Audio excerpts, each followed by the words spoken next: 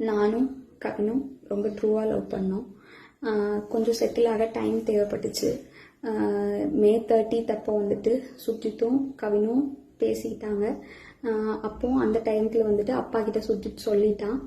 அப்பா வந்துட்டு இந்த மாதிரி லவ் பண்ணுறியான்னு என்கிட்ட கேட்டப்ப இல்லைப்பா நான் லவ் பண்ணல அப்படின்னு சொல்லிட்டேன். ஏன்னா கவின் என்கிட்ட டைம் கேட்டிருந்தான்.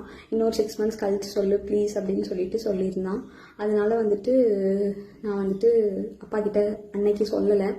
அதுக்குள்ளே நெக்ஸ்ட் அப்கமிங் மந்த்துக்குள்ளே இப்படி ஆயிடுச்சு. 2 பேருக்குள்ளே என்ன கான்வர்சேஷன் போச்சுங்கிறது தெளிவாக தெரியாது. ஆனால் கவினுக்கு ஃபோன் பண்ணி சுஜித் வந்துட்டு பொண்ணு கேட்க வாங்க, இவ மேரேஜ்க்கு மூவ் பண்ணாதான் அடுத்து என்னோட ப்ரொஃபஷனை பார்க்க முடியும் அப்படின்னு சொன்னான் அப்படிங்கிறது எனக்கு தெரியும் கண்டிப்பாக.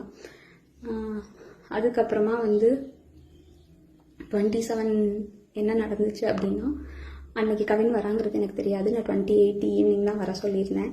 அவங்க தாத்தாக்கு தலையில் சூச்சர்ஸ் இருந்ததுனால நான் வந்துட்டு ரூம் பார்த்துட்டு அட்மிட் பண்ணணும்னு யோசிச்சிருந்தேன்.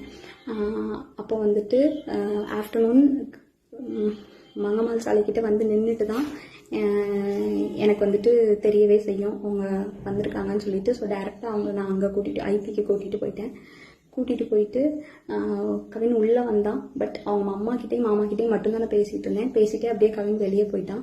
அங்கேருந்து கிளம்புறப்பந்தான் அவங்க அம்மாவும் கிளம்புறப்பந்தான் கவின் எங்கே அப்படிங்கிறதே நாங்கள் யோசித்தோம். நான் ட்ரீட்மெண்ட் ப்ரொசீஜர்ஸ்லாம் எக்ஸ்பிளைன் பண்ணிகிட்டு இருந்தேன். அப்போ யோசிச்சுட்டு நான் வந்துட்டு சொன்னேன். அவங்க அம்மா வந்துட்டு கால் பண்ணாங்க, அவனுக்கு எடுக்கல. நானும் கால் பண்ணி எடுக்கல. நீங்கள் வேணால் பசிக்குதுன்னு சொன்னாங்க அவங்க அம்மா, சாப்பிட போங்க, நான் வேணால் வர சொல்கிறேன்னு சொல்லியிருந்தேன். அதுக்குள்ளே இப்படி ஆயிடுச்சு.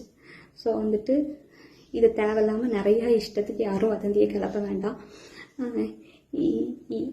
உங்களுக்கு தோணுது எல்லாத்தையும் பேசாதீங்க. எங்கள் அப்பா அம்மாவுக்கு இதில் எந்த சம்மந்தமுமே கிடையாது, அவங்களுக்கு தெரியாது. இதை இதோட விட்டுருங்க. அவ்வளோதான்.